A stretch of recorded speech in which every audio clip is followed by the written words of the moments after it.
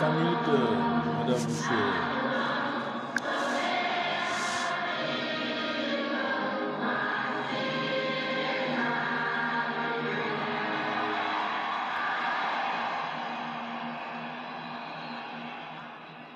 Dans quelques minutes, mesdames, messieurs.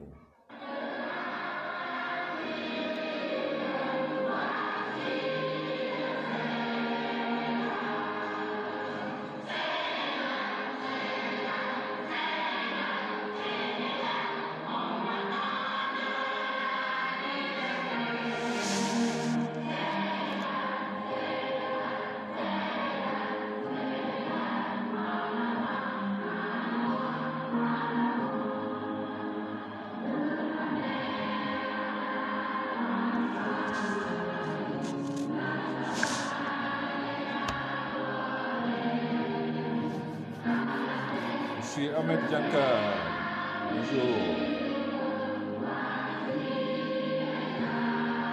Alors, dans quelques minutes, nous démarrons sur le tribune libérale. Comme il fait dimanche tous les 15 jours, la page actualité information avec Gaïpiaï. 7h05 le donne. Depuis dimanche tey 19 ci janvier 2020 nar a nekk suñu premier live ci page bi nga xam ne nii mooy page actualité information ak échange ñu jokkoo ci ak yéen. En attendant un peu dans quelques minutes ñu bàyyi suñu hymne de l'Afrique bi nga xam ne nii suñu président Wade. Bonjour, monsieur Johnson Ducouré. Bonjour, monsieur Johnson Ducouré. Bonjour, monsieur Johnson. Naa leen nuyu bu baax. di lay sant di lay gërëm ci teewlu bi, monsieur Johnson. Depuis Askaw. loolu ça c'est lu yàgg la. wala fi ne lu yàgg dëgg la. Bon, attendez, je vais voir avec mon truc là.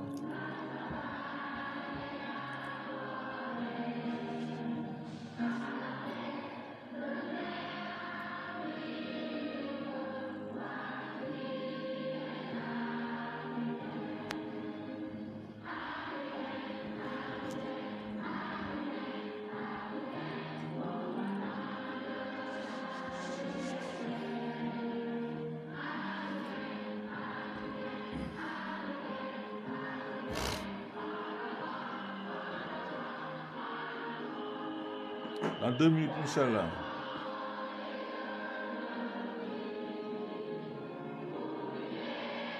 C'est vrai, Johnson. En tout cas, war na am benn jour boo xam ni dañuy démarrer ci Skype bi tuuti normalement. Monsieur Johnson. Donc dans 1 minute, dans 2 minutes, on va démarrer, Inch'Allah. Dans 2 minutes.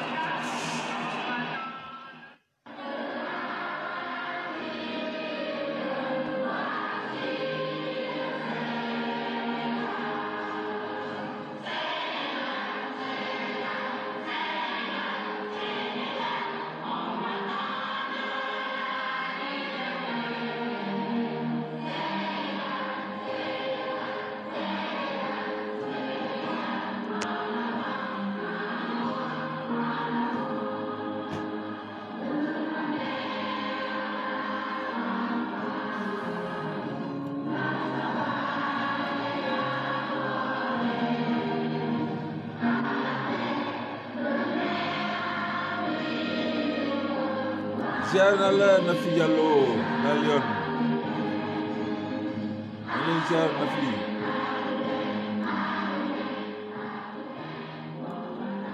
Nafi Diallo la Lyon ñu lay nuyu bu baax. Dans 1 minute Inch'Allah je vais démarrer. On bëgg changer un peu de méthode, changer un peu ci sama bi nag ngeen jàpp ko léegi moom mooy sama indicatif. léegi indicatif day bàyyee naa ko sama grand ñu bokka ñu ñëw ci hymne de l'Afrique bi.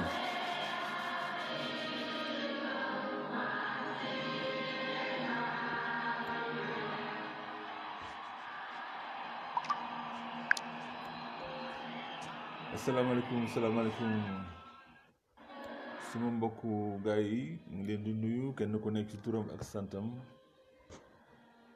ni ñu ko baaxoo di def ci li nga xam ne nii moo di dimanche bu jot ci waxtu wi ñu war ci jokkoo ak yéen bala ñoo commencé nag dinañ jégalu tuuti ndax ci fan yi yëpp dégguñu leen ci live bi li ko waral rek ay contrainte liggéey moo ko waral comme ni ñu baaxoo def rek ci page actualité information et échange may excuser aussi la dernière fois maa ngi jëloon sama page bi di ko defee live bi son bi su fekkee ni baax na aussi ngeen wax ma donc samedi live bi passé dama ci juumoon def ci dem ci sama page def live bi gis naa Nafi Diallo di ma tooñ tout à l'heure mais cette fois-ci je pense que maa ngi ci page bu baax bi di page actualité information et échange live donc 19 janvier 2020 commencé ku nuyoo suñu président secrétaire général national du PDS maître Abdoulaye Wade di nuyu aussi Karim Wade candidat du PDS espoir du Sénégal Karim Meïssa Wade gars yi namoon nañ ko di nuyu militants et militantes du Parti démocratique sénégalais di nuyu membre de la commission élargie chargée des réseaux sociaux bi nga xam ne suñu lion bi kii di Nafi Diallo moo ko jiite yaatal ñu ci ba nga xam ne ni ñun dinañ ci manti intervenir di jégalu rek ci contrainte yi nga xam ni ñu ngi koy am souvent pour mën a respecter li nga xam ni moo di rendez-vous yi joxe donc maa ngi ciy jégalu bu baax di nuyu maanaam tous les karimistes yi nga xam ne ñu ngi ci Sénégal yëpp te duñu suivre tey nag waxtaan bi ci ponk yi comme ni ma ko faral di def saa su ne rek moo di benn dañuy def tuuti maanaam information rek su ko defee ñu dugg ci li nga xam ni mooy gan gi yaakaar naa ni ñëpp xam nañ ko di kii di Mamadou Lamine Thiam dinaa ci ñëw tout à l'heure ci ponk bi nga xam ne ni mooy ponk bu njëkk bi mooy vue du parti ñaareel ponk bi jëm ci actualité nationale bi les points saillants rek ñu jël ci benn wala ñaar parce que Lamine fa mu nekk dafa xaw a sori donc dinañ jël ci moom 30 à 45 minutes ñu waxtaan ci léegi nag wax naa ko dafa maa ngi liggéey ci benn technique bu mën a améliorer quand même un peu maanaam live yi nga xam ne dañ koy def dinaa testé tey le numéro 77 856 05 56 77 856 05 56 bu ñu jëlee gan gi ba pare ba ñu commenté ko ba pare dinañ ci jël ñaar wala ñett ñuy intervenir par rapport ak li nga xam ne ni moom la live bi demee donc tout ça ci sensu maanaam jéem a améliorer un peu li nga xam ne ni moo di live bi nga xam ne ñu ngi koy def donc ci vue parti bi li ci mën a wax d'abord ci information avant ñu dugg ci ki nga xam ne ni moo di Lamine Thiam li ciy wax rek moo di ñu jaajëfal ki nga xam ne ni moo di Nafi Diallo ak kii di Saliou Dieng ñi nga xam ne nii kii di Ablaye Dieng jógee fële ci Tamba def 375 kilomètres ci vélo maanaam pour réaliser rêve am bi nga xam ne ni moo doon rencontrer le président Abdoulaye Wade bi mu jógee Tamba ñoom Nafi dalal nañ ko fële mook Saliou Dieng ba ñu yóbbu ko ci président Wade mu recevoir ko donc loolu muy rêve boo xam ne nii réalisé na ko kii di Ablaye Dieng nekk ca Tamba kon Ablaye ñu ngi koy jaajëfal bu baax ci exploit boobu nga xam ne tamit def na ko ci xeexoo yi tamit xam naa dinañ ci dugg un peu ma félicité au passage ci jotaay bi dem ak ñoom Nafi vraiment am na yoo xam ne sax jaratuñu ci revenir at xañ na gan gi dina ci wax tuuti rek moo li jëm ci communiqué bi nga xam ne secrétaire général national du PDS def na ko jëm ci suspension activité du parti ci biir front boobu de résistance comme ni ko communiqué bi waxee ni ñu ci waroon wax yëpp ñoom wax nañ ko démb ñi leen ci félicité bu baax dinañ ci ñëw aussi waxtaan tuuti ci li nga xam ne nii mooy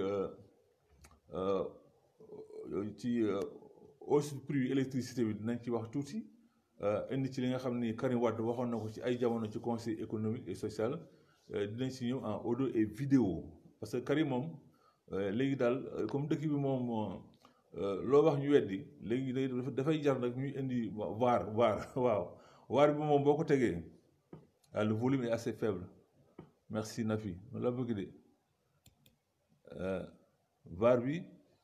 vaar bi dinañu mën a permettre attendez un peu j'essaie d'augmenter le volume je pense que ça va vaar bi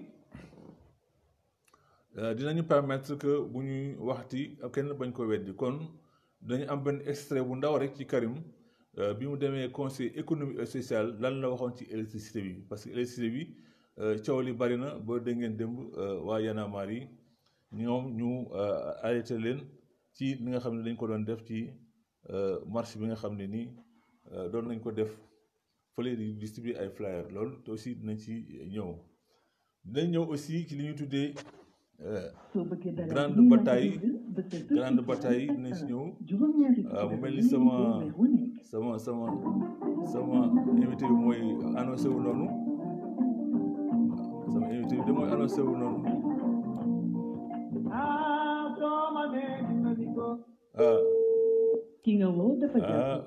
waaw sama invité bi dafa xaw a jàpp kon 17h15 laa ko waxoon xam naa ne d'un moment à l'autre dina ñëw lii di Lamine Thiam kon nag li ma ko waxee sànq Lamine Thiam mooy suñu gan bala maa dugg ci maanaam Lamine Thiam ay jaar-jaaram dafay baax ñu ñëw ci maanaam mu ñëw ci ligne bi su ko defee ñu mën a jokkoo ak moom kii di Lamine Thiam nekk kàngam ci biir parti bi nekk koo xam ne ni aussi maire la ci Kébémer dinañ ci ñëw tout à l'heure waaw mu mel ni Lamine Thiam moom mooy bëgg dugg noonu dugg Lamine Thiam de béykat la moom dama ko wone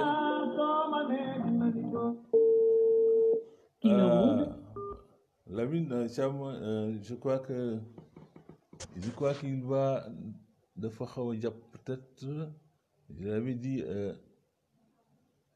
17h05 et 12 je pense que dina ñëw tout à l'heure kon le temps que Lamine ñëw li ma wax rek ni dinañu waxtaane kon ponk yooyu yi nga xam ne nii mooy soxal askan wi jëm ci front de refus bi front national front bi loolu liñ ci mën a waxtaane moom mooy am na ay ponk yu bari yoo xam ni waaw mu mel ni Lamine mi ngi ci ligne bi salaamaaleykum. Aleykum salaam. Honorable. Oui. waaw bienvenue yaa ngi ci page actualité information et échange. Oui. comme ni ma ko waxee woon ci njëlbéen rek yaay suñu gan tey. oui. waaw mu mel ni waa réseau bi yëpp ñu ngi lay déglu ci internet bi. balaa booba nga may ma tuuti rek ma def présentation kii di député Mamadou Lamine Thiam. nekkoon député à l'Assemblée nationale nekkoon na aussi député ci CEDEAO nekkoon na ancien questeur aussi de l'Assemblée nationale kii di Lamine Thiam tamit ancien inspecteur d'académie adjoint génn ci école nationale d'administration publique de Paris ci wàllu association président de l'APEL et du REPES membre de l'AOPA international membre du secrétariat exécutif de l'action globale des parlementaires xam naa lim dama koy yokk bañ foofu rek xam naa dina am lu mu ci yokk waaye ci wàllu politique aussi nga xam ni moo waral tey invitation bi mën nañoo wax ni kii di Lamine Thiam ñu koy wax Mamadou Lamine Thiam ñun nag dañoo habitué di ko wax Lamine Thiam waaye turam dëgg Mamadou Lamine Thiam la ci wàllu politique pour nga xam ni Mamadou Lamine Thiam mii kat moom kàngam na ci biir parti bi jàppale ni 1997 ci la Mamadou Thiam nekk directeur du parti 1997 ci la Lamine Thiam nekk bu ngeen demee ci secrétariat national 1997 di ngeen ci gis Lamine Thiam directeur du parti nekk moom it Lamine Thiam bi mu jógee ci loolu nekk na secrétaire national chargé des structures du parti kooku loolu ñëpp a ko xam ku ne xam ne ni tournée yi ñu doon def fii yëpp ci wàllu structure parti bi Lamine Thiam moom moo ko jiitee Lamine Thiam aussi 2019 ci secrétariat national bii nga xam ne moo gën Lamine Thiam moom lañu def chargé des élus locaux président de l'association des maires et des élus libéraux kooku ponk la boo xam naa aussi dina ci ñëw lu gën a bari Lamine Thiam aussi conseiller la ci secrétariat national bi conseil wu secrétaire général national la. ah. yaa ngi may dégg de voilà conseiller la aussi ci secrétaire général national maître Abdoulaye Wade ci secrétariat national bi gën Mamadou Lamine Thiam aussi maire de Kébémer la kon wone na ni tey gan gi ñu am gan gu mag la ci biir PDS gan gu yàgg la ci biir PDS kon nag honorable page bi nga xam ne ni moom lañ la invité tey dafa am ci secrétariat national benn commission boo xam ne moo yor réseaux sociaux yi Nafi Diallo jiite ko page boobu nag daf ci am ay live yoo xam ne dañ koy def pour jagale ko parti bi pour jagale ci information bi kon nag yaay suñu gan tey ci introduction bi su fekkee ne am na loo ci war a yokk ci présentation bi bu la ñoo ñëw ci waxtaan wi ma bàyyi la nga nuyoo ak yi nga xam ne ñooy waa internet yi. asalaamaaleykum.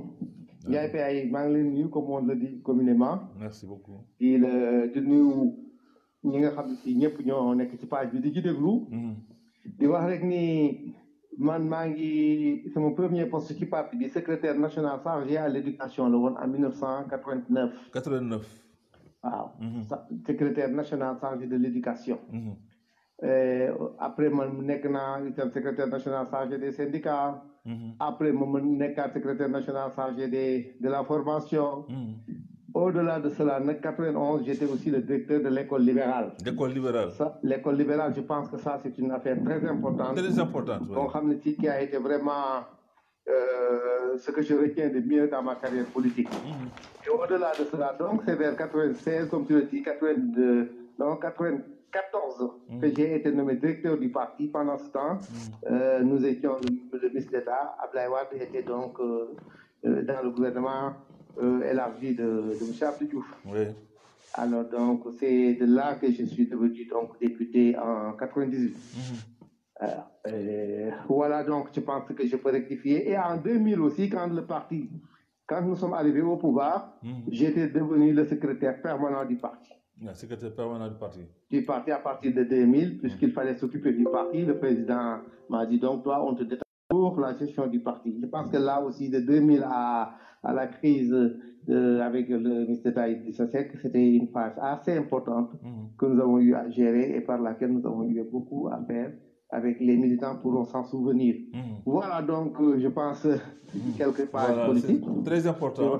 Voilà. Donc, très important, honorable li nga wax sànq. Mais am na benn poñ boo xam ne tey yaakaar naa ni soxal na jeunes yi tey maanaam école libérale.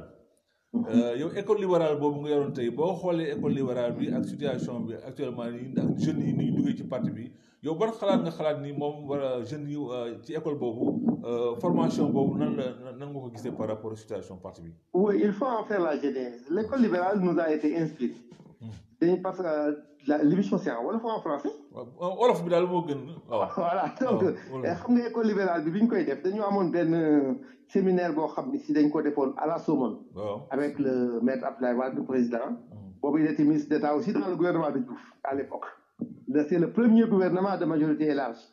Pendant ce temps, moi, j'étais déjà conseiller technique au ministère de l'alphabétisation. Alors, nous avons fait un séminaire à la Somone avec tous les cadres du parti. Et il était, mon fait une dans le parti, sur la formation.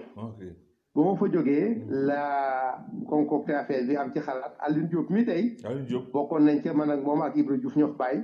ñu xalaat ci loolu. ak kii un de nos jeunes aussi de l'époque. Alors, nous avons eu donc à mettre en place l'école libérale. L'école libérale amoon ñaari pàcc. pàcc bu nga xam ni si c'était une partie qui nous permettait de rectifier l'éducation. Il y avait beaucoup de jeunes qui étaient en déperdition. On les recueillait. Oui. Et alors, à l'école Manguier, on a fait le cycle complet et on avait de bons résultats. On a eu même les félicitations du ministre de l'époque, M. André Sonko. Et au-delà de cela, nous avons fait les séminaires de formation du parti. Ça, je pense que c'était très important. Alors, donc, il y a énormément de modules qui ont été avec tous les jeunes. Aujourd'hui, beaucoup de j'ai été formé à l'école libérale. Modules Yubari sur l'idéologie, sur la conduite des réunions, sur beaucoup de choses. On a énormément de modules, la gestion des élections, tout ce dont un militant a besoin pour être utile à son parti et à son pays. Donc, c'était très important. Et régulièrement, on faisait des séminaires et qui l'ont di délivrer ay diplômes. jeunes yooyu yëpp ñu doon former nag ñoom laa doon utiliser nag ci commissaire politique itam. ah d'accord. waaw ndax boo fekkee parce que nit ki daw na xam les textes du parti fa lañ leen ko daan jàngale itam. ok ñu jàng le règlement intérieur du parti le programme fondamental ak ñoom lay fay di ñu defal ay exposé. c'était important donc formation politique. et technique lañu leen ko daan defal ba nga xam ne si le jeune militant dafay maîtriser les techniques de réunion fu mu dem mën a toog comment s'exprimer comment communiquer en politique etc. Alors beaucoup de modules que nous avons eu donc à faire subir aux jeunes par époque boobu donc ça c'est très important ce qu'on a eu à faire pour le parti moi je le retiens comme une activité boo xam ne si bokk na lu ma gën a neex ci lu ma defal parti bi. ah mais honorable yow li nga wax dafa mel ni période bi xale yi solo nañ ko de parce que li nga wax ci maanaam te par exemple boo bëggee yóbbu ay commissaire ñu dem di superviser ay réunion de section wala fédération wala technique de réunion mais loolu ngeen yor ni léegi yow nan nga yaakaar noonu la ñu war a def ba maanaam quand même que xale yu ndaw yi nekk ci suuf mën a bénéficier wu de ça. oui xam nga loolu lépp partie organisation la rek il suffit de le ressusciter et te nekk li ma lay wax ça ne demande rien. Il suffit d'avoir des responsables engagés. yu nga xam ne si donc ils ont le temps à ça. et aussi ñoo xam ne si tamit ils ont la formation politique nécessaire. c'est-à-dire de bons militants. et maintenant on le déploie à l'échelle du parti. defoon naa une formation de formateurs et ces formateurs là ñoom dañ daan démultiplier les formations souvent ils faisaient des séminaires dans les sections ou bien dans les fédérations ou à l'époque dans les conventions. Et c'est l'époque aussi où on faisait de grandes conférences. Avec tous les grands responsables du parti, on les programmait quelque part, ils venaient, les sections les accueillaient, ils faisaient des conférences. C'est ça que je pense qu'il faut ressusciter. bu ñu décalaatee loolu ba nga xam ne si nit ñi communiquer ci leur expérience politique xale yi déglu li nga xam ne si def nañ ko. te ñun booba la ñu doon wax c'était comment résister dans l'opposition. comment se comporter. comment même aller dans une manifestation politique de rue. Alors quel type comment le militant bi nan la war a déplacer woo comment déjouer la police. comment ne pas être pris. comment non énormément de choses qu'on apprenait. et que ça permettait aux militants ba nga xam ne si dañuy def leur travail politique di exister di liggéey dans leur section te ñun à l'époque c'était difficile avec le parti socialiste qui traquait toujours les militants politiques di leen déjouer et di liggéey donc c'était une formation libérale il y avait des modules qui yoo xam ne si c'était presque révolutionnaire ce qui fait donc que le militant de l'époque pouvait se déployer dans la rue pouvait faire de la politique pouvait déjouer la police pouvait faire les manifestations et souvent on avait danañ ci jàpp ci ñun mais on faisait le travail politique sur le terrain. Donc yooyu yëpp dafa nekk yu nga xam ne si ça existe il y a beaucoup de gens qui sont beaucoup de responsables qui sont encore là et des jeunes ce ne sont plus des jeunes les Assane Kébé les Ndoye tous les autres ils sont là tous ils sont nombreux les Pape Gueye tous il y a beaucoup c'est une grande pépinière qui existe je peux te lister ici 50 ou plus qui sont là, qui sont formés dans différentes fédérations, qui sont devenus des semi-adultes et qui connaissent et qui peuvent encadrer le parti. Donc il ne suffit de ñu organiser ko parti bi am na une grande pépinière boo xam ne si mën nañu encadrer ñi nga xam ne si ñooy xale yu bees yi nga xam ne si am nañu taxawaay bëgg nañu mais il leur faut un peu de formation politique. Tout à fait. Donc loolu mën nañu ko organiser. Honorable yaa Nafi Diallo nee na grand Lamine Thiam ziar naa la bu wér monsieur le maire de Kébémer ancien questeur nee na sama xarit la sama grand la kooku Nafi Diallo moo la nuyu foofu Abdoulaye Diaw aussi jeune la moom nee na li ngay wax ni vraiment ñoom soxla nañ ko bu baax a baax Nafi Diallo aussi wax na ni grand baa ngi wax nag dafa fekkee lu dem maanaam daal réaction yi am ci internet kii net bi ci li nga développé léegi lu intéressant la lu nit ñi soxla ci moment bi nga xam ni ci la ñu toll Baba Diaw aussi mi ngi lay nuyu bu baax ak Ndiogou Ba nee na moom it mi ngi lay nuyu sant en tout cas daal li introduction bi nga def ñi nekk ci internet bi yëpp rafetlu nañ ko comme loolu bettuma honorable xam naa loolu kon Nafi dina ko noté ndax Nafi li mu yor ay jeunes lañ yoo xam ne nii ñu ngi ci ay karimis yoo xam ne xamuñu parti bi donc déjà li nga wax fi rek ñoom jàpp nañu ni yow kii war nañ ko soxla maanaam ci biir parti bi ñaareelu poñ bi jamono ñi passé ma wax naa ci biir présentation bi man na Lamine Thiam moo yor élus locaux yi temps yi passé mu am benn communiqué bu génn ñu yóbbu ko ci section yi maanaam yóbbu ko ci peut-être ci instance parti bi mais yaakaar naa ne à partir ci réseaux sociaux bi aussi dana baax nga dugg ci un peu ci détail bi maanaam lan moo wunu communiqué boobu nga xam ne ni moom lañ balancé woon pour maanaam affaire les élus locaux. waaw circulaire boobu. xam nga dañu ma dénk def ma après ci secrétariat bu bees bi secrétaire national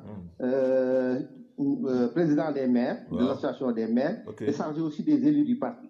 alors loolu bi mu ñëwee ma xalaat ni d'abord war nañu xam ñaata élus la ñu am ndax bi ñuy def tournée nationale yi ma def li ma ci jëkkoon a remarqué moo di ni dëkk yoo xam ne si déjà le parti bi xalaatul woon sax di am na fa ay conseillers ñu dem fa fekk fa ay conseillers yu dul jeex yu taxaw ni man maa fi falu ak fu bari da nga fay dem fekk fa ay adjoints sax maire ñi defoon tournée yi ils ont eu cette agréable surprise de voir que même bu ko fekkente ni parti bi teewul woon taxawul woon ba taxawuloo itam foo dem militants yi am nañu seen taxawaay xeexal seen bopp xeexal seen jëmmal fa parti bi alors donc ma ni première chose bi ñu war a jëkk a def war na mën a nekk ñu xam ñaata élu la ñu am alors loolu du ma doon ko xalaat ba benn bis itam Karim yónnee ma note di ma la jàpp on a combien d'élus man ko loolu nag man xamaguma ko mais mën nañ ko def xam rapidement alors donc ci la waxtaanee ak secrétaire général national mu def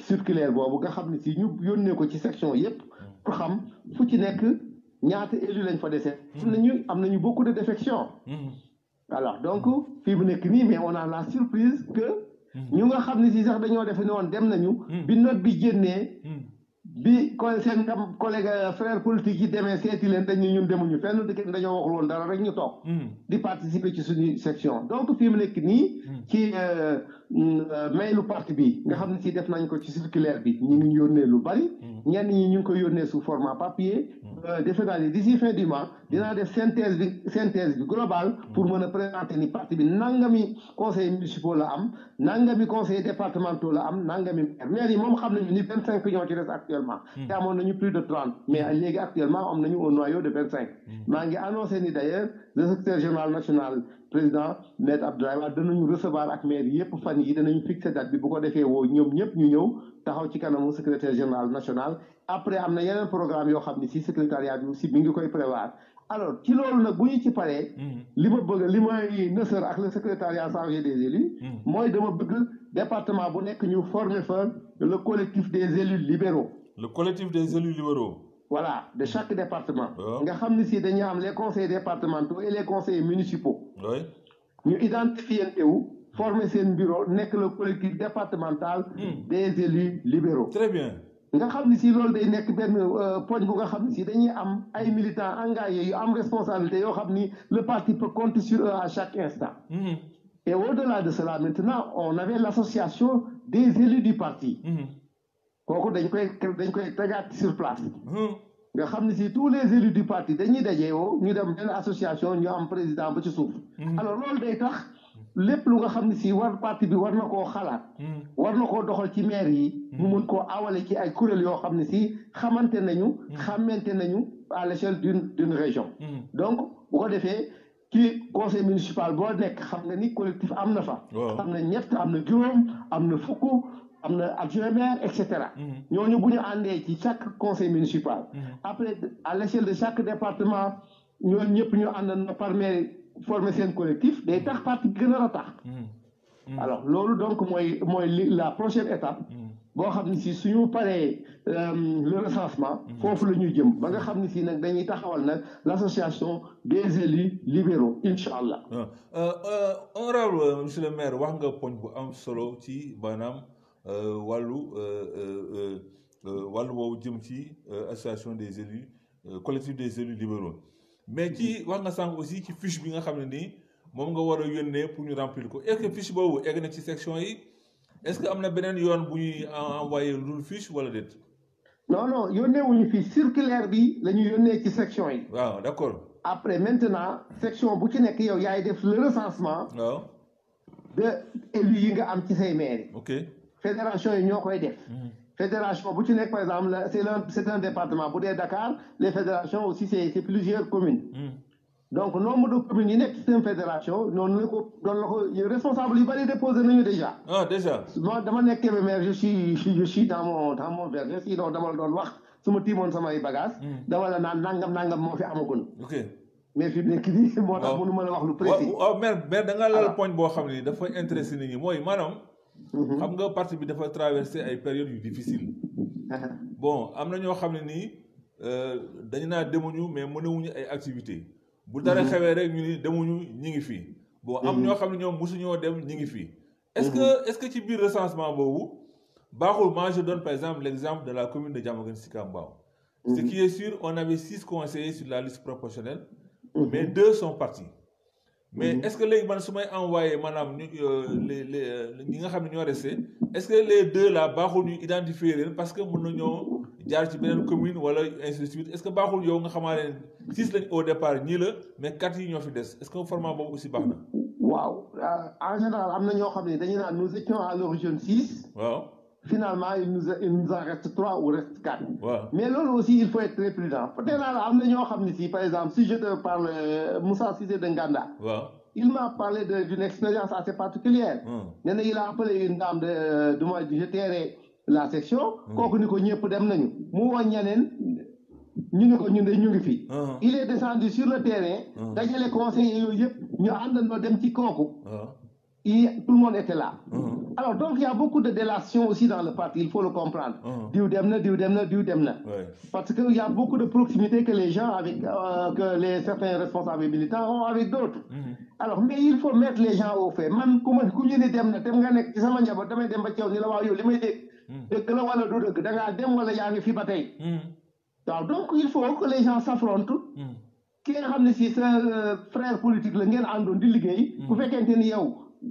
gisatoo ko da nga koy wax mais loolu yëpp xam nga lu ko indee absence de réunion su fekkente ne dans les sections les gens se réunissent on dit que aujourd'hui on appelle en réunion tous les élus ku ñëw da nga ko xam ku ñëwul doo ko xam nga yóbbu nañ leen convocation tout ce qui était les élus sur ta liste képp ku nga xam ne si gisoo ko mu def déclaration publique ci meetingu beneen parti dem ca gisuloo ko nga téye la xoom rek di waxoo dara dégul dara mënoo déclaré ni kii dem na da nga koy convoquer dûment à une réunion du parti bu ñëwul nga xam ni ñëwul wala bu fekkente ni démissionné na mais donc on ne peut pas fi mu ne nii dañuy korkoral on ne doit pas aussi pousser les gens à la sortie ça aussi c'est très important il faut donc avoir des méthodes de contrôle éprouvées politiquement pour dire que diw dem na d'accord loolu yaakaar naa ni gars yi ñu ngi ciy commenté ci réseaux sociaux yi dégg nañ information bi maanaam ban date lañ am pour maanaam dépôt des conseils yooyu ban date amul date. fin du mois bi daal laa bëgg vraiment faire la synthèse définitive. waaw donc maa ngi soññi responsable yëpp pour ñu gaaw. taxaw gaaw ñu ko indil daal. waaw kon gars yi dégg ngeen ko donc monsieur le maire Lamine Thiam loolu mu wax ci circulaire boobu circulaire bi xawoon na indi ay lënt ci yenn parce que moi j'ai été interpellé. dañoo yaakaar ne sax ñooñu dañ leen préparé waat pour les locales man leen non xam naa ne ki ko def dafa bëgg identifier li nga xam ni moo fa des ci conseil liggéey bu mu entamé kon nag au passage kon mu mel ne ni kon honorable yow kon sa commission bi nga xam ne moo yor affaire élus locaux yi kon démarré na liggéey. waaw xam nga liggéey bu ñu la ko santé rek. bu ñu la joxee un portefeuille politique. y a pas attendre da ngay xool la nga war a def parce que aussi c'est comme ce que nous a appris le président. Il dit qu'il faut avoir toujours des initiatives. Quand on te dit yow lii lañ la dénk ci parti bi le parti attend que tu fasses quelque chose. donc waxul joxul la ko ba noppi nga toog di xaar lan lay def. lu waay war a def ku nekk war nga koo xam ku nekk da ngaa war a xam lan nga war a def ci li ñu la dénk. ndax ku ci nekk war nga am benn ambition pour le parti ambition bi nga am pour le parti mooy pàcc bu ñu ci dénk rek nga jëm caa développer. dara boo jàllee ci beneen parti moi je man mënu ma la wax ñaata secrétariat national la aw ci ay choses ak ay initiatives yoo def mais loolu mooy militant bokkul dama koy wax naan militant bokkul ak adhérent militant bokkul ak sympathisant ñi am seen carte ñëpp da nga leen di pàcc ñenn ñi c'est des adhérents da nga leen di jaay carte ci sa mbooloo la ñu bokk ñenn ñi c'est des sympathisants mën nañoo bañ a jënd carte sax bu wote jotee dana leen wat mais il y a le militant c'est le politique mooy ki nga xam ne si moom il peut devenir un responsable foo ko fekk il défend son parti il fait le travail politique lui il est formé donc il est là contre vents et marées yoonam nekku ci dara lu dul parti bi il est là c'est ça le militant il croit en un parti il y reste il y demeure pas de la vente de mer amul lu koy neexee lu koy naqari lu dul développer parti bi mooy yitteem te PDS dafa bari loolu PDS ay militant la bari waaw dafa bari ay militant loolu tax parti bi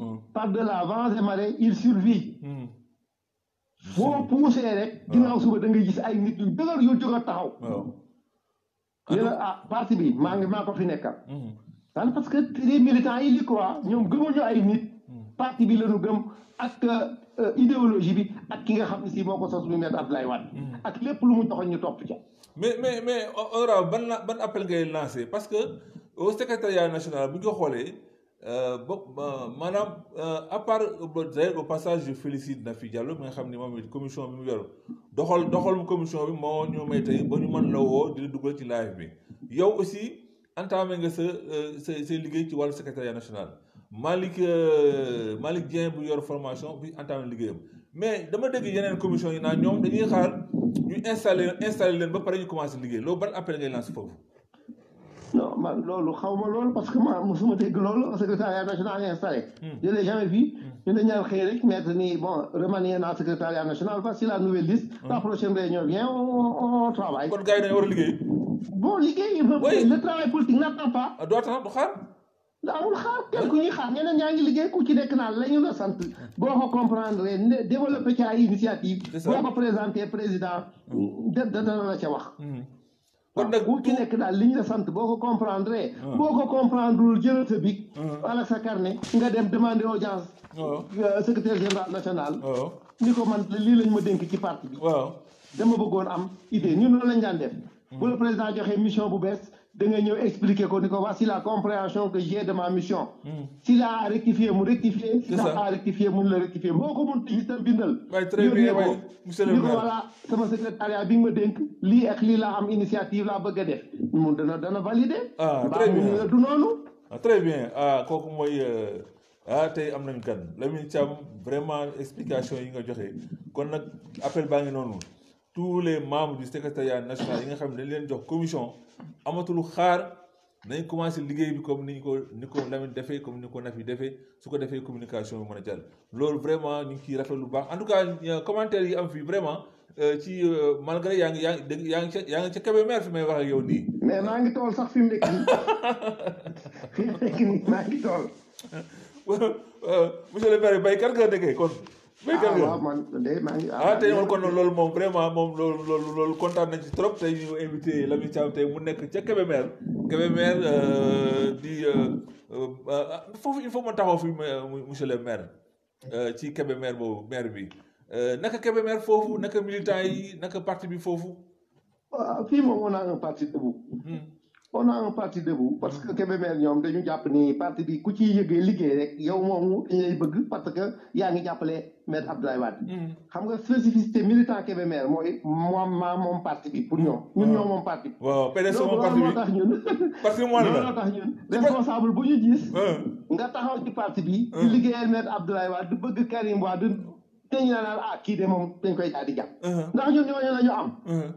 Kébémer loolu la ñu am. am na la ñu am. Kébémer ci patrimoine PDS la ci patrimoine bi la bokk. waaw Kébémer loolu patrimoine PDS la loolu moo tax fii moom. c'est des militants debout.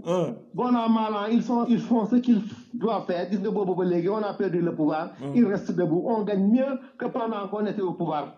dernière élection yi suñu score moo gën sax ba ñu amoon bañ nekkee au pouvoir. parce que c'est un défi chez nous. dañu liggéey pour téye suñu dëkk. La mairie aussi, c'est une grande mobilisation libérale qu'on a. Alors, on fait énormément de choses. Tout le monde participe. Et ici aussi, moi, j'ai fait la promotion des jeunes. Ici, tous mes conseillers sont des jeunes. Tous mes staffs sont des jeunes. Et ils ont des responsabilités, ils travaillent. Moi, je dis que si on a une Karim milité foofu. Alors, on a une pendant qu'on était au pouvoir. On a une conférence de presse. Je l'avais fait. Pendant même qu'on était au pouvoir, on le lui avait dit. D'ailleurs, il a sa carte ici, dans nos secteurs. loolu moom nekk na.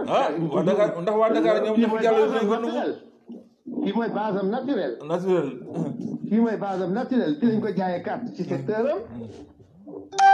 voilà kon nag ñu ngi ak Mamadou Lamine Thiam nekk kàngam ci parti bi d'ailleurs sax ñiy commenté ci suuf am nañ mbégte bu rëy ci Lamine Thiam li mu expliqué nii ku ci mel ni Ndiouga Ba je crois vraiment kontaan nañ ci maanaam li nga expliqué tout à l'heure ci maanaam biir du parti bi ak ni muy doxee ak li nga yor ak ni nga koy doxalee mu mel ni gars yi ci suuf daal vraiment apprécié nañ bu baax a baax dinaa la envoyé après ci lien bi wala boo duggee ci page bi di ko gis. ñaareelu ponk bi waxoon naa dinaa la jël 30 à 45 minutes xam naa yaa ngi ci tool yi. dafa am benn communiqué bu parti bi génnee parti démocratique sénégalais di informer opinion nationale internationale ni bokkatul ci concertation yi nga xam ne nii moo am ci jamono ji ci loolu ma jégalu bokkatul ci li nga xam ne mooy front national bi nga xam ne nii. moom kii di ci la bokkoon ndax dafa constaté ni front bi dafa am ay tëx-tëx yu ci nekk ba tax mu suspendre maanaam li nga xam ni mooy activité am yow en tant que kàngam ci parti bi en tant que ku yàgg ci PDS yàgg bokk ci ay coalition nooñu mën a jàngatee maanaam communiqué boobu par rapport ak yi fi daan xew yëpp. oui parce que loolu xam nga du gan ci parti démocratique sénégalais. parce que booy xool front yooyu yëpp. PDS daanaka moo ko créé moo nekk ci base ba.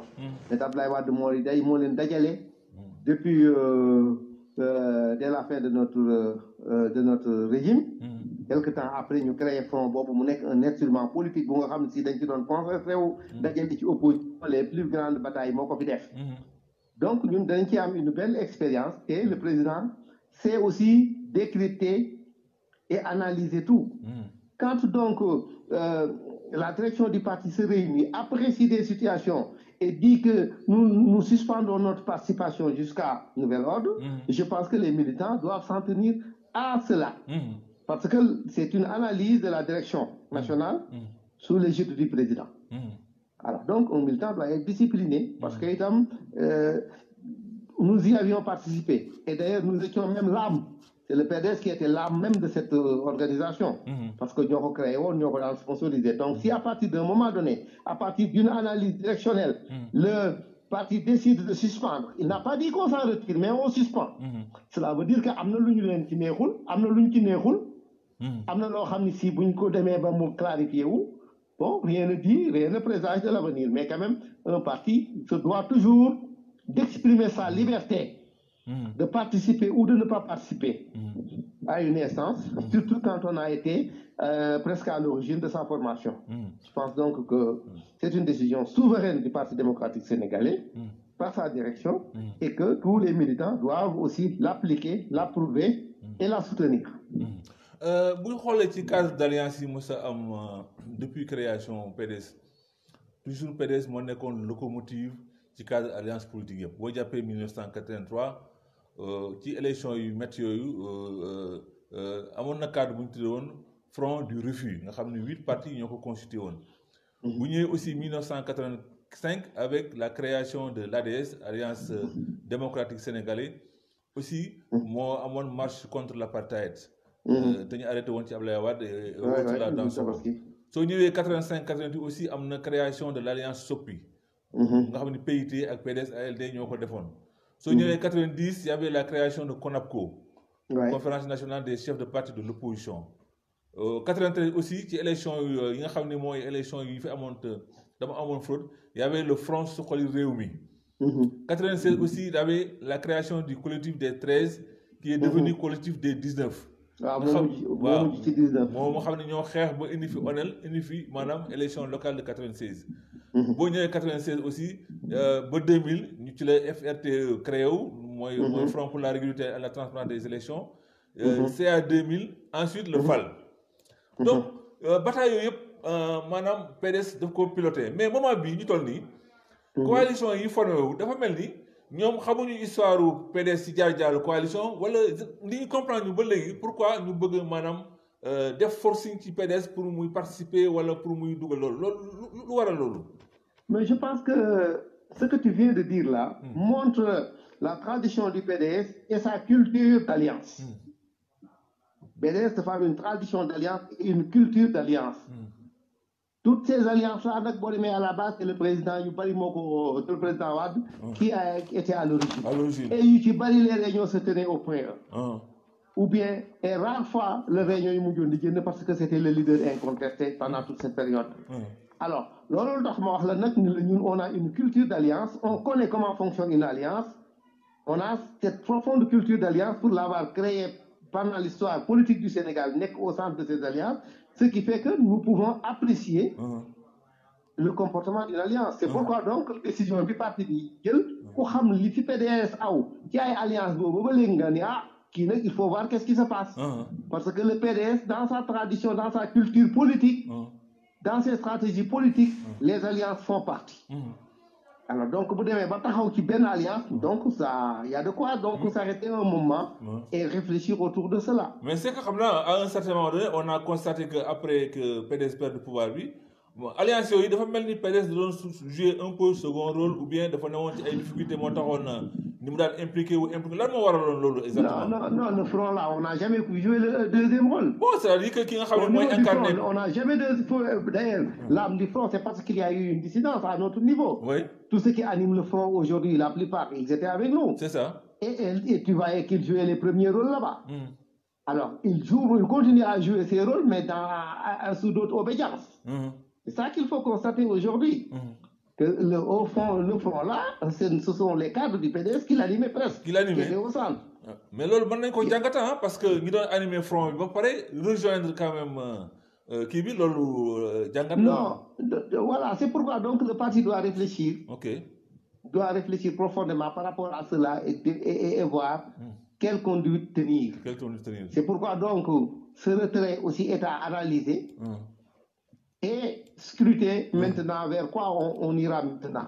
Parce que le PDS aussi ne peut pas être absent des grands cadres politiques. Le PDS ne peut pas être absent des grands cadres politiques, mais ça ne veut pas dire qu'il doit être n'importe où et n'importe comment. Nous avons notre hégémonie politique que nous ne devons pas monnayer. li ma bëgg a wax rek ni mooy boo déggee loolu yëpp nga xam ni même front bi nga xam ni PDS moom daanaka moo ko créé woon daña fa nekkoon ñëpp di ko animé daanaka ñoo doon kàngamu parti bi alors loolu front bi PDS mosu fa jël deuxième dañoo dem ba benn moment bu nga xam ne si nag front bi léegi nii ña nga xam ne si ñoo nekkoon PDS ñu ngi ko doon nekkalatuñu ko fa dëgg la ña nga tudd ñeneen laneen la ñu tudd alors loolu nag moo nu fa nasaxal alors nasaxal boobu mu ñu nasaxal itam yónneewaat nañ fay ñeneen yeneen cadre yu ñu fa représenté mais am na jeexital bu ca des ba tey alors mais moo tax itam diñ ko jàngatee itam gis nañu ci ni am na daal loo xam ne si daal méngoowul ak nun nan ko bëggee woon alors moo tax ni tekk bi nag taxaw dañu ni nag boo dee tekk woon la yoon loolu la war a wax tekk dafay baax ci marche politique mais on est tekk woon la yoon loolu tax le PDS a dit que j'arrête ma participation et on va voir maintenant on va aviser après. En tout cas ñu ngi ak ci page actualité information échange suñu gante di Mamadou Lamine Thiam yor bànqaas bu am solo ci li nga xam ne moo di PDS chargé ci loolu nga xam ni waaye élus locaux yi nekk ak président association des maires nekkoon fi ci ni mu waxee aussi jëwriñ ci parti bi ay kii yu bari moom la ñu am tey ci suñu gan gi en tout cas mënuma sax lii commenté gars yi sax mënuma ko lii tellement que dafa bari mais nit ñaa ngi bind mais ce que je vois ici loo xam ne daal am na solo ci li nga wax ni lu am solo gars yi ñu ngi la ciy gërëm bu baax ci li nga xam ne ni moom nga expliqué léegi ponk bi nga xam ni moom laay bëgg a daaneel dama ko bëgg a lire mais benn communiqué boo xam ne ni dafa amoon depuis le 9 mai 2019 communiqué bi dafa wax ni Parti démocratique sénégalais informe l'opinion nationale et internationale qu'il ne participera pas à la réunion de démarrage des concertations sur les termes de référence du dialogue politique du chef de l'État qui démarre le 9 mai sous la présidence du ministre de l'Intérieur Aly Ngouille Ndiaye. Le PDS rappelle qu'il a toujours été attaché au dialogue politique entre l'opposition et le pouvoir. Ce principe est d'ailleurs inscrit dans son programme fondamental et l'histoire de notre parti le démontre largement. Si le PDS prend acte de la volonté du chef de l'État d'engager un dialogue politique, il n'est pas acceptable que cette réunion soit présidée par Aly Ngouille Ndiaye. Ça, c'était le 9 mai. muy toog mu yokk ci lu am solo. bi mu waxee ci Aly Ngouille Ndiaye ba pare damay tëb lu bari dem ci fin bi.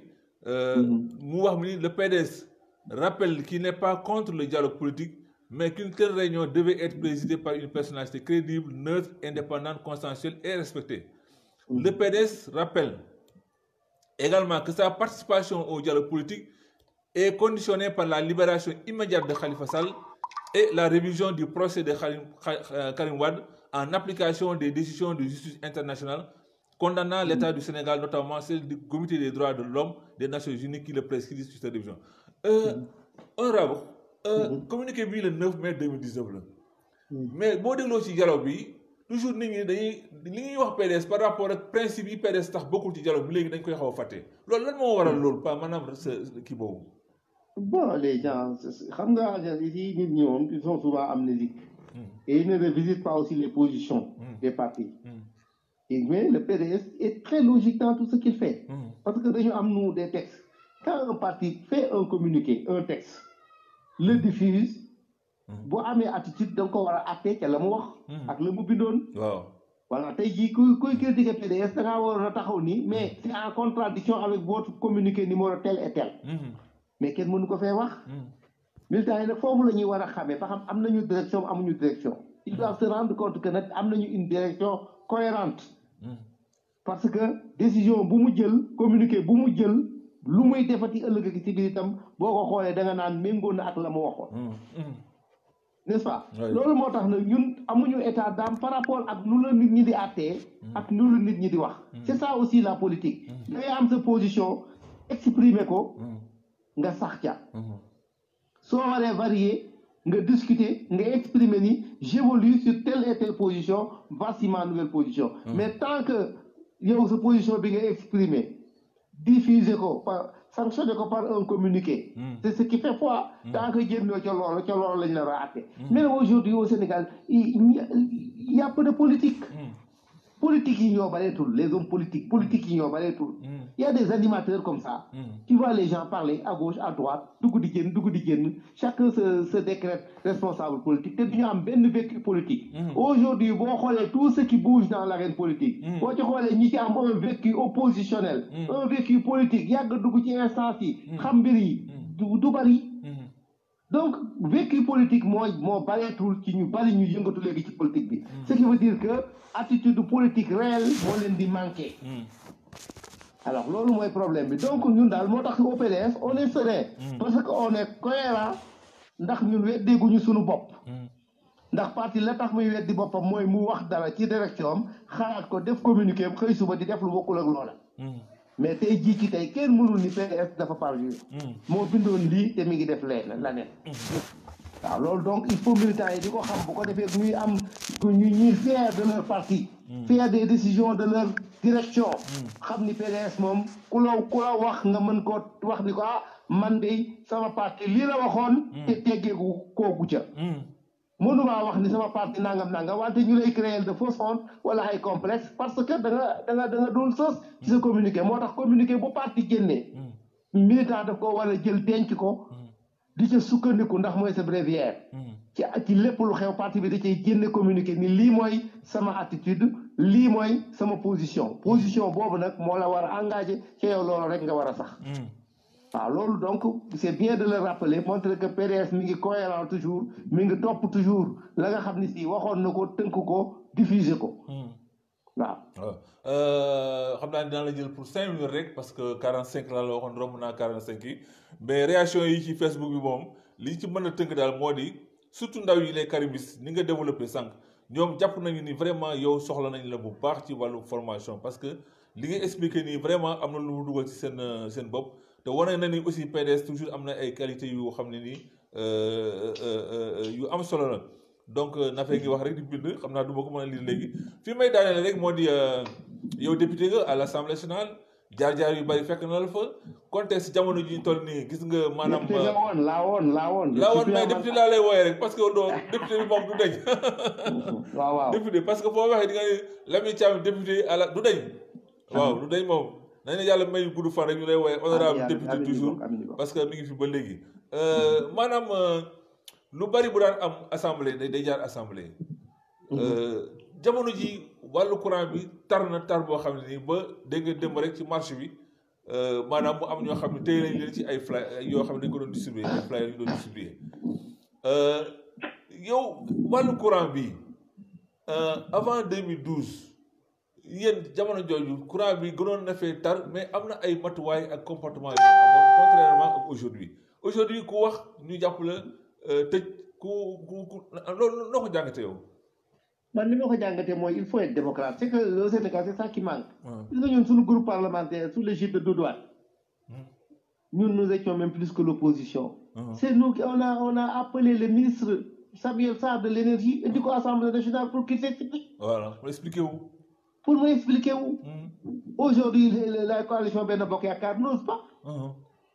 N'ose pas. Nous, c'est ce que nous avons fait. On a appelé Samuel Sarr, il est venu à l'Assemblée nationale pour s'expliquer quand les coupures avaient commencé à être récurrentes. Expliquer li mu nar ak li mu nekk lépp. C'est pour cela, il faut donc que les élus fassent leur job. waaw du défendre un régime rek régime boo ci bokkee la nga koy dimbalee mooy muy mën a taxaw devant le peuple di wax la vérité. Et pour cela donc c'est ça le rôle des députés. Nous c'est ce qu'on faisait. Quand la question a commencé à être agitée, c'est ce que nous avons fait. On a appelé le ministre de l'énergie, on lui a posé des questions, on a fait des séances marathon avec lui en plénière, il s'est expliqué. On a laissé passer les questions orales. Alors donc je pense que c'est ça le vrai rôle de l'Assemblée nationale. Il faut que l'Assemblée nationale se saisisse de cette question, que le ministre de l'énergie vienne à l'Assemblée nationale dire ce qu'il y a à dire et que les députés le questionnent et qu'il édifie les Sénégalais sur la question. Voilà léegi foofu lay daaneel ak yow après sa tàggatoo bu ci bu mujj maanaam ñu ngi jub ci élection locale yi gars yi xamuñu ban date la nee nañu peut-être 2021 la mais ñu ci bari nga ñaaw njort ni comme dañoo wax ni avant le moom mën naa nekk suba comme mën naa nekk ginnaaw suba militants yi PDS yu bari ragal ni waa ji da leen di def comme ñu defoon ci référendum bi maanaam bett leen rek daal di xëy benn bis ni élection yi nii la fekk boobu parti bi parewul yow lan xalaat nga am foofu. xalaat bi ma am mooy militant politique kenn waru koo bett. te travail politique lu permanent la. nit ku nekk foo toll war ngay xool ci sa base.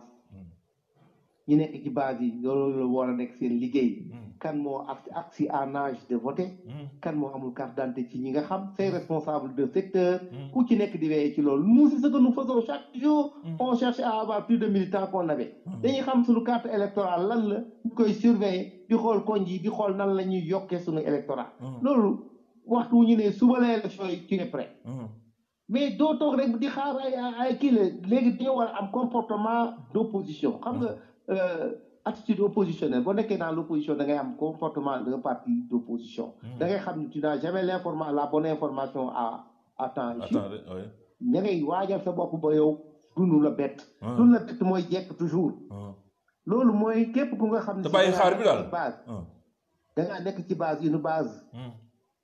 organisé. da nga war a le travail politique ne doit jamais s'arrêter. Chaque jour tu cherches des militants. Et tu es militant tu cherches toujours à en faire des électeurs mooy toujours yaa ngi seet ñu am seen carte d'identité yaa ngi leen di ñu am kayitu juddu di accroître sa responsable de quartier yi di def loolu. su ko defee waxtu wu ñu ne ubbi nañu révision inscription sur les listes électorales nga am fekk na yow tu es prêt nga yóbbu le maximum de gens ñu inscrire nga xam sa électorat nan nga koy évoluer ba say adversaire duñu la mënal dara.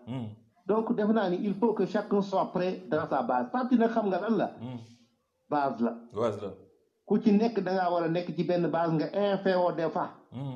responsable yi àndandoo jeunes yi li ma leen di wax itam mooy nañu insérer wu ci base yi. nañu dugg ci base yi je dis aujourd'hui que le PDS boo defee structure am la structure du parti da ngay gis ni parti buy dem la dama ko daan wax ci sama tournée yi. parti bu nga xam ne si base pyramide bi ay xale yu bari la tous les jeunes carimistes là que tu vois maintenant. avec quelques jeunes de l'UJTL. ça fait une base énorme du parti. tout à fait diggu parti bi nga gis ni xale yu góor yi ak géej yu ndaw ji ñi ngi bari baree. et la pyramide. Au sommet de la pyramide tu as beaucoup d'adultes yu fi nekk ba léegi gëm parti bi nga xam ne si ils sont prêts à encadrer. Ça c'est un parti c'est la pyramide d'évolution correcte un parti d'avenir.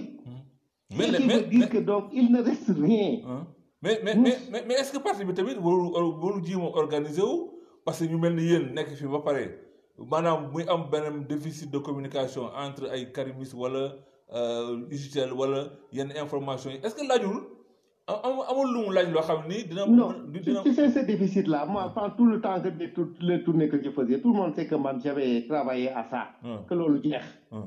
On les avait intégrés, tous les karimistes dans toutes les... J'y travaillais toujours avec Saliou et Karim. Tous les karimistes étaient intégrés toujours dans toutes les tournées. Les projets de commissaires, ils étaient tous là-dedans. Les projets de superviseurs, ils y étaient. Parce qu'un parti évolue par pas. Amul exclusion. Mais nit ñi dañuy dugg par palier. C'est-à-dire que xale yi dañuy dugg ci biir di évoluer ñoom ñooy devenir adultes yi mais il faut qu'ils s'intègrent dans les structures. Donc moi tout ce que je faisais tout le temps que j'étais directeur des structures c'était travailler à comment dirais-je à une bonne symbiose. Parce que jeunes yi nii peut-être ils sont arrivés après 2012 après le pouvoir et je dis qu'aujourd'hui nous avons la chance d'avoir des jeunes qui n'ont pas goûté au pouvoir. Avec ces jeunes-là tu peux refaire un parti. Mais tous les jeunes que tu avais qui avaient fait le pouvoir ils se sont presque tous embourgeoisés. Donc voilà, c'est vrai. Je dis que les jeunes de 2012 qui sont arrivés qui sont pour la plupart des karimistes c'est à peu près les jeunes que tu avais avant le pouvoir. C'est vrai. C'est différent donc de tous les jeunes qui étaient ça veut dire que ces jeunes-là dans les avions, dans les salons, tout. Ça veut dire que ces jeunes-là, ils vont porter Karim au pouvoir.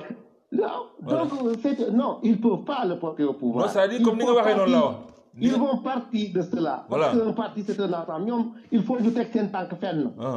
Fan la ñuy teg seen tànk ci parti bi ci structure yi. Qui ñi fi toog ñun ñii par exemple. Pourquoi je peux parler comme ça? Parce que moi quand je suis arrivé jeune dans le parti, il y avait les présidents Boubacar Rahmatoulaye Alayhi, les Ousmane Ngom, ñoom Ablaye Faye, ñoom Omar Diouf et tout. Nous tous on était fourrés avec eux. Parti warul am ay dichotomie, warul am césure. Voilà, c'est ça. Il faut donc qu'on arrive à une bonne intégration progressive parce que c'est eux aussi les bases. Voilà, c'est aussi la relève avec l'UGTEL.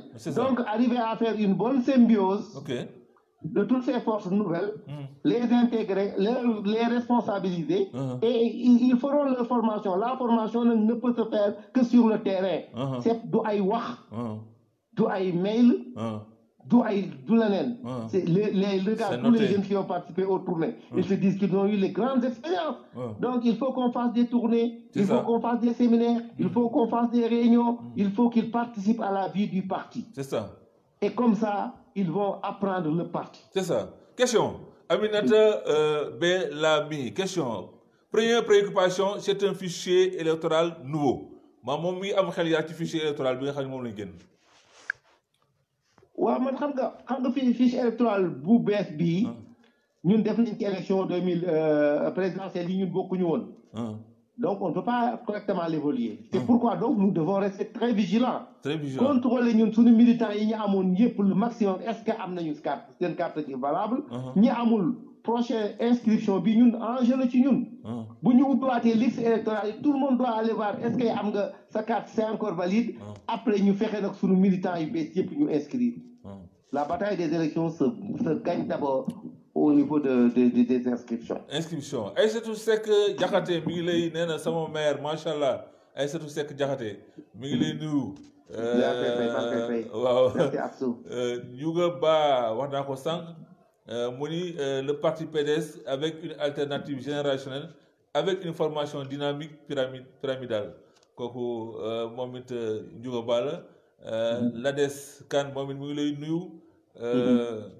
En tout cas sa réaction yi am ci Facebook bi vraiment bu am solo la ci ni nga communiqué tout à l'heure organiser massifier le parti fierté la ci pour ñun vraiment Lamine Thiam comme disait le président Wade c'est Nafi Diallo c'est vrai Karim Wade mës naa ñëw gëm di ko tak yu saf xam nga Nafi nag moom ay kii moom tafsir en tout cas waaw tellement bien donc li nga wax sànq ci moom lay dëggal li nga wax sànq ci kii moom lay dëggal ci kii kon nag monsieur le maire dama lay bàyyi rek nga def sa conclusion en tout cas li nga def ni tey bokk na ci lii doxal parti bi parce que tey réaction bi am nii ni tey bu amul woon toujours ñi dañuy nekk dans le flou mais ni nga def ni tey vraiment à part benn question rek boo ma bëggoon laaj sa avis un peu mooy élection des maires au suffrage direct yow lan nga ci xalaat par rapport aux adjoints. Bon man nag au suffrage direct moom d'accord naa ci. waaw mais su fekkente ni adjoints yi dañu leen a élire au suffrage direct day indi problème. direct ah. day indi problème parce que ça va disloquer les listes. Ils peuvent avoir un leader, le reste peut se jouer au niveau des conseillers. Au niveau des conseillers. Moi je suis d'accord vraiment sur ce schéma. Maire bu ñu fal ko au suffrage direct. Les adjoints le maire au suffrage direct tout ko defee ça nous éloigne des combinaisons. parce que yow da nga fi nekk di ñafe lu ne nga def ko. liggéey tu tiens ta base après les gens vont faire des combinaisons de conseillers pour nga daanu loolu c'est pas bien. c'est ça. c'est bien donc c'est tous les maires disent que le suffrage direct moo gën nga xam ni si dès le départ si les gens se font si ta population te fait confiance. Si ton parti te fait confiance. Tes militants te font confiance ils font de toi leur tête de liste. ku bëgg a wooteel dana wooteel ku bëggul wooteel nga xam ne wooteelu la. suñ la deful confiance ñu jël kii ñu jël confiance moom mu jiite liste bi. mu jeex très tôt le jeu est très clair. donc daal mën nañoo jàpp ni am nañ espoir ci élection locale yi ñëw maanaam parti bi daal jógaat ci carrément parce que en 2009 ci lañ constaté woon ni. ci la PDS sonné woon donc local yi ñëw daal mën nañu am yaakaar ne parti bi daal dina jugaat carrément. man de li ma gis ci tournée yii de. tournée yi ma def j'ai fait plus de 3 fois le Sénégal temps yi yëpp gis ngeen tournée yi ma doon def mais man de li ma jàpp moom mooy. on a un parti le plus fort du Sénégal jusqu'au fond du Sénégal da ngay def fekk un conseil bu taxaw. c'est phénoménal si les gens savaient le trésor qu'on a. C'est phénoménal si les gens savaient le trésor qu'on a. C'est pourquoi moi je dis aux jeunes, je dis à tout le monde, tenez-y, le parti là, jàpp leen ci. C'est un parti, c'est un instrument de pouvoir. Parti boo xam ne si mën nga cee devenir conseil municipal. Parti boo xam ne mën nga cee devenir conseil départemental. Parti boo nga xam ne si mën nga cee nekk député. Parti boo nga xam si bu ko neexee mu bokk gouvernement. Parti boo nga xam si bu ko neexee mu am poste bu ko neex ci Sénégal. bu dee wut nguur rek. bu dee wut pouvoir nga bëgg. waxuma la nag nga am ay idée yoo xam ne si sa leader teg ko yoo xam ne si buñ ci teg suñu tànk mën dawal Sénégal. le temps bi ñu joxee Sénégal gis nañu fi ñu ko yóbbu. boobu parti c'est un parti de fierté. donc ku ci nekk daal maa ngi lay wax nga téye fa nga nekk nga développé ko nga taxaw on a le meilleur parti on a le meilleur leader Maître Abdoulaye Wade. l'histoire c'est ce que tout l'histoire retient. moo fi am une vision ànd ak nit ñu di ko doxal ba mu ñëw au pouvoir bu taxawal ko. te aujourd'hui aussi on a un jeune leader Karim qui est avec nous. qui a été toujours avec nous. et tout le monde sait que suñu ko jàppalee moom itam il peut être un héritier digne. avec lui on ira très loin aussi. moi je communique avec lui on discute de tout et de tout le temps et il y a longtemps. donc man xam naa. mais honorable nan nga jàngate aussi xam nga yow moom bu ñu la amee moom dañuy profiter rek. nan nga jàngatee dafa mel ni tous ceux qui ont combattu Wade en 2012 léegi dañuy dem léegi di ko seetiwaat est-ce que ay forme de regret la wala lan la au juste. non c'est moom la wax rek yàgg bawul dara. xam nga yàlla moom mi ngi noonu. de toute façon. ñun li ñu ci neex lépp moom mooy. képp ku ñëw rek tey jii da nga naan ah man de ba ma lay doon xeex itam damaa juumoon. ils ont été aveuglés. Il y a eu vraiment une conspiration internationale contre nous. Mais aujourd'hui ñun tey ñu ngi sant yàlla bi ñu fi yàlla bàyyilee Ablaye Wade tey ba képp ku ko xeexoon wala képp ku nga xam ne si da nga àndoon ak ñoo neen complot ya tas na ñëpp ngi ñëwaat ci moom di ko wax ni que ay la yewoon baal ñu àq ak ay la yewoon xamuñu la woon ak ay la yewoon dañoo yóbbaale woon loolu ñun c'est une fierté chez nous. C'est pourquoi un PDS ne peut pas être rancunier. on ne peut pas être rancunier. honorable mënu moo jeexal te tudd moo diaspora bi parce que ñu bëri ci diaspora bi di intervenir ku ci mel ni Cheikh Niang de Saragossa depuis Espagne un mot pour waa Sénégalais yi nekk ci parti bi nekk ci nga xam ne Espagne boo ko xoolee suñu député yi sax foofu ñoom ñoo ko gagné ñeneen ñi ñu ngi ci réseaux sociaux yi ci WhatsApp yi di communiquer léeg-léeg ñu am déficit de communication boo xam ne du ñu am information bi. ñoom waa ban appel ngay lancé ci ñi nga xam ni ñoo nekk ci parti bi nekk ci diaspora bi. oui je sais xam naa ni diaspora bi fi mu nekk nii man fan yii yëpp am na ay tukki yu ma def gis naa ni am na lu changé. xam nga diaspora bi ñoom itam dañ leen a aveuglé woon contre Ablaye Wade. c'est ça nii gis nga ne tey jii nii li nga gis ci élection présidentielle yi ak élection député yi mujj nga xam ni diaspora bi changé na. c'est ça xam nañu ni li Ablaye Wade doon défendre ak la mu defoon. c'est ça moom loolu mooy seen avenir. dama leen di wax ni daal. tous les responsables du parti nañu jógaat taxaw nañu restructurer seen bopp ñu defaraat seeni bureau taxaw delluwaat le travail politique bañ doon def. Le parti va s'organiser davantage. Il y a des missions qui étaient prévues d'ailleurs, on n'a pas pu les faire. On avait déjà le calendrier avec Karim, on n'a pas pu les faire, mais on va tout reprendre. Refaire notre parti correctement. lépp fépp fu nga xam ne si amoon na lu fa suq lu fa kile ñu defaraat ko. defaraat structure étrangère yi et cetera. En tout cas daal ñu ngi leen di wax ni parti bi seen parti xam nañ ni le parti bi daan dépendre ba tey mooy lam ci defoon ku néew mooy li sauvé Sénégal mooy li taxoon itam diaspora ñu respecté leen. te lu ñu am tey ci politique rek nañ ko gërëmee parti démocratique sénégalais. C'est ça. loolu moom daal maa ngi leen di wax ni daal en tout cas nous gëm jàpp nañ ni c'est de bons militants qu'on a à l'étranger. C'est de bons militants parce que nekk foofu ñoom ils sont toujours informés ils cherchent toujours dañ lay yónnee toujours donc nous leur demandons toujours de garder espoir. Leur parti est là, le parti démocratique sénégalais moo mës a défendre les Sénégalais de l'extérieur def ci ñoom lépp lu ñu am tey moo leen parti démocratique sénégalais moo leen ko jox ak le président Abdoulaye Wade di leen wax ni en tout cas le PDS est fort et sera encore davantage plus fort. Et un mot, le dernier mot pour Karim Wade. Oui, en tout cas, je dis aux jeunes, on a un leader, un jeune leader, muy seen borom. Na ñëpp ñu taxaw ñu defar suñu parti. Et avec lui aussi, et sa vision, ses directives, il peut vraiment nous appuyer.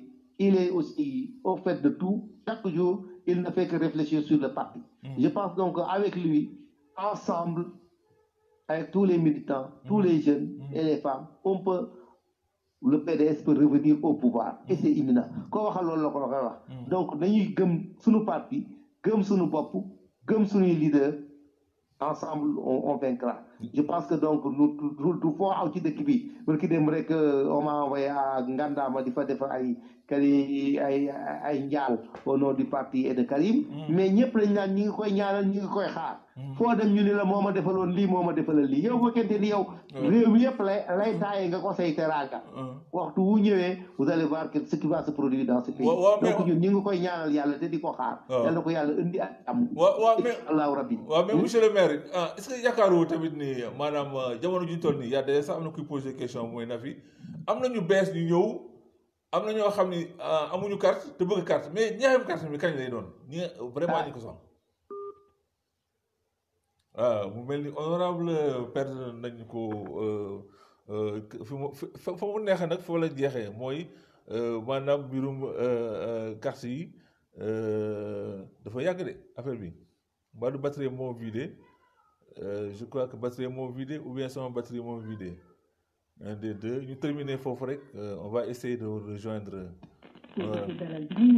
On va essayer de rejoindre monsieur. Voilà. On va essayer de rejoindre.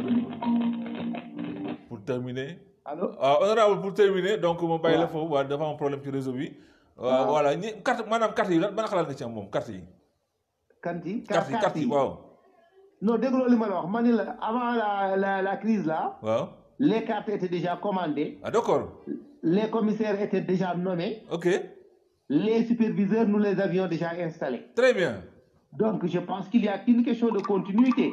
Très bien. Alors donc le nouveau directeur des structures devrait donc s'atteler avec sa direction à y aller parce qu'il nous faut de la visibilité politique dans ce parti. Tout à fait. Et il nous faut aussi de la mobilisation. Et la vente des cartes constitue ce moment. Et c'est aussi la formation. Donc il faut nécessairement que l'on relance tout cela. Et je pense aussi peut-être que la direction des structures doit donc s'atteler à cela. Voilà léegi nag ma bàyyi leen mot de la fin nag. Alors donc madame maa ngi lay gërëm. Je te remercie beaucoup. Merci beaucoup. En tout cas je vous dis moi je suis disponible. Ok. Je suis moi un militant disponible pour mon parti. Ok. Pour tout travail qu'on me confie et pour toute mission pour laquelle je suis convié. Alors, les jeunes aussi, moi, je veux leur parler. Il faut donc qu'on multiplie cela, qu'on trouve encore d'autres cadres de communication qui nous permettent de transmettre les expériences politiques que nous avons acquis et ce que nous avons accumulé auprès de notre leader, Maître Abdoulaye Wade. Nous avons passé notre temps à côté de lui et nous avons accumulé énormément d'expérience à côté de lui et par les missions qu'il nous a confiées. À côté de lui et par les missions qu'il nous a confiées. À côté de lui et par les missions qu'il nous a confiées. C'est très important. jërëjëf. Alors là, il nous faut communiquer, il nous faut aussi le transmettre à la jeune génération. Tout à fait. Alors donc, et nous, on est disposé à l'organiser avec tous les grands qui sont encore là, avec tous les collègues qui sont là et qui sont nombreux, par qui, dès la il y en a beaucoup dans le parti, on se connaît et on peut organiser cela et cela sera bénéfique pour le parti. jërëjëf. Inch'Allah. jërëjëf Je vous remercie. jërëjëf honorable Lamine Thiam tey live bi moom am na nu mu demee ñu ngi koy nuyu bu baax di ko gërëm di ko sant ci loolu mu doxalee Lamine Thiam ci li nga xam ne ni wax na ko macha allah jiim naa jël question yi ci kii bi yëpp mais mënuma ko woon par rapport ak ni mu doon développé mais am na yu ma ci jot a jàllale li ma wax je pense que mën nañ koo tënk rek lu am solo la donc ci bantu carte yi li mu ci wax lu am solo la kon nit ñi nañ ànd ak dal maanaam déglu parti bi lu mu wax rek ñu nekk ca bañ a topp ñenn yi di tombé ci piège yu ñenn yi parce que PDS dafa am ay jaar-jaar te jaar-jaar yi ñu bari xamuñu ko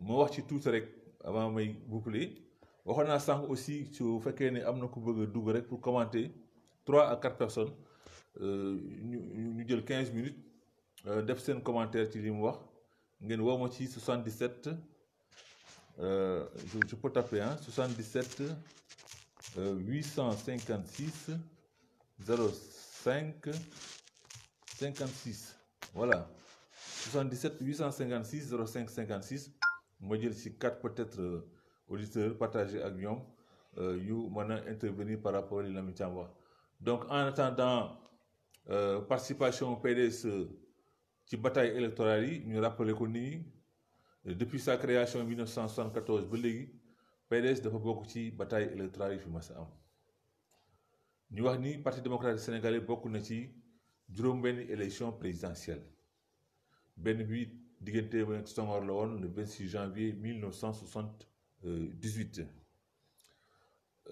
beneen bi ak Abdou Diouf la ko seqal xam nga ni Abdou Diouf à part Senghor bi muy rendre pouvoir bi Abdou Diouf ci maanaam li nga xam ne mooy jaaroon assemblée donc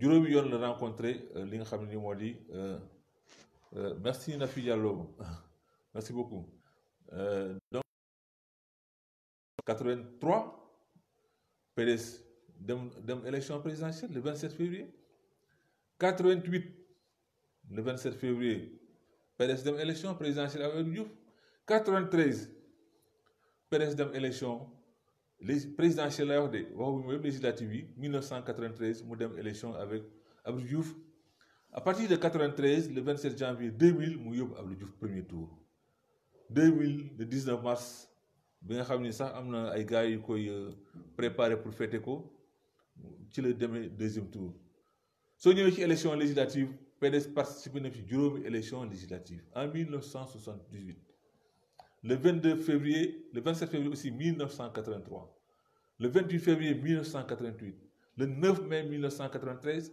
le 24 mai 1998 ak benn scrutin boo xam ne dans le cadre de la coalition Sopi le 29 avril 2001 soo ñëwee ci local yi la même chose le PDS participé ci local 1976 PDS participé ci local 1978 PDS participé ci local 1996 PDS participé ci local 2002 les élections locales de 1990 ont été boycottées par la CONAPCO dont PDS était membre donc PDS bataille yëpp yi mu maanaam fi PDS jaar amul benn parti bu fa jaar kon nag amuñu benn leçon bu ñu jël ci bu ñu jógee naa kan mooy chef de l'opposition kan mooy parti de président PDS dafa am jaar-jaar loolu il fallait que donc ñu noter ko ci loolu laa loolu il faut ma rappeler ko ensuite nag ki nga xam ne nii nag mooy wax naa ko sànq ci maanaam wàllu électricité bi dafa am coow li bari na ci wàllu électricité bi coow li am na ci wàllu électricité bi Karim Wade dafa dem conseil économique et social am lu mu wax ci électricité bi mais loolu Karim waxoon dafa mel ni moom la ñuy dund fi toll nii maanaam ba mu koy wax ñu déglu. Partager le plan Takkal avec les membres des différentes institutions du pays. C'est dans ce cadre qu'il faut placer le face-à-face entre le ministre d'État Karim Wade et les conseils. Il ne sert à rien de faire des critiques négatives. Nous sommes au niveau du Conseil, c'est pour faire des critiques positives allant dans le sens de l'amélioration de ce plan. Ma préoccupation, c'est que je m'attendais à ce qu'il y ait quand même une place assez importante qui soit accordée aux énergies renouvelables. Et ce n'est pas le cas. Et à mon avis, là, c'était une opportunité, effectivement. Le Sénégal n'étant pas ni un pays producteur de pétrole, ni un pays producteur de charbon, il me semble qu'il serait bon de voir comment exploiter tout le potentiel qui existe dans ce pays-là en termes d'énergie solaire, en termes d'énergie éolienne. Achetons du combustible. Quand on dit la fin de délestage, monsieur le ministre d'État, vous devez bien comprendre, et je pense que quelqu'un l'a dit avant moi, si on met du combustible ce soir, il n'y aura plus de délestage. C'est un problème très simple. Alors, je pense qu'on a exprimé de ce que la Sénélec avait des difficultés, monsieur le ministre d'État. C'est vrai. Mais je veux dire que le fonds spécial de soutien donc à l'énergie a des problèmes pour se mettre en place. Je crois qu'on a salué cette initiative-là, dans la mesure où le fonds capterait des ressources à partir du budget consolidé d'investissement, à partir des taxes sur les produits noirs, à partir des taxes de conseil, à partir des taxes sur les télécoms. Monsieur le ministre d'État, je pense qu'il faut que le fonds soit restructuré et achète du combustible. C'est un bon programme, mais aujourd'hui, le problème des Sénégalais, c'est l'accessibilité de cette information. Le problème des Sénégalais, est-ce que les gens pourront effectivement attendre en 2014, malgré que d'ici 2014, le problème va se régler d'une manière séquentielle. Est-ce que ces séquences-là, les Sénégalais pourront l'attendre? Je vous remercie. 2014 me paraît assez éloigné. Au niveau des entreprises, nous payons aujourd'hui autant d'électricité que nous payons de gasoil pour faire marcher nos groupes électrogènes. Je prends le cas des hôtels.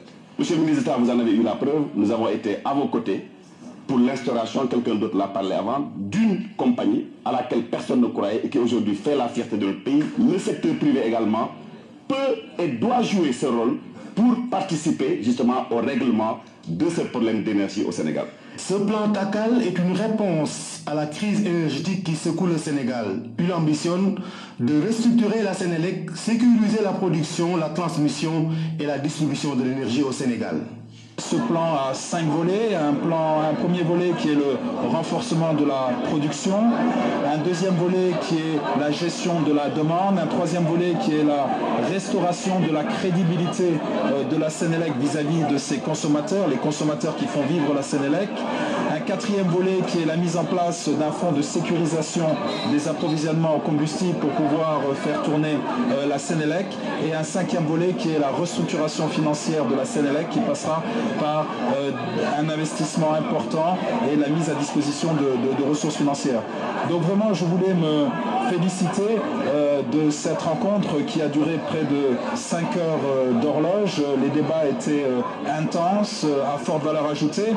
Surtout, ce que je retiens, c'est que nous avons pu recueillir à travers les questions, à travers les interventions, les conseils, les recommandations, un certain nombre d'interrogations qui vont nous permettre de mieux affiner le plan et de s'assurer d'avoir un plan qui fait l'unanimité et qui va véritablement à très court terme régler le problème des délestages et régler le problème de la situation dans le secteur de l'électricité.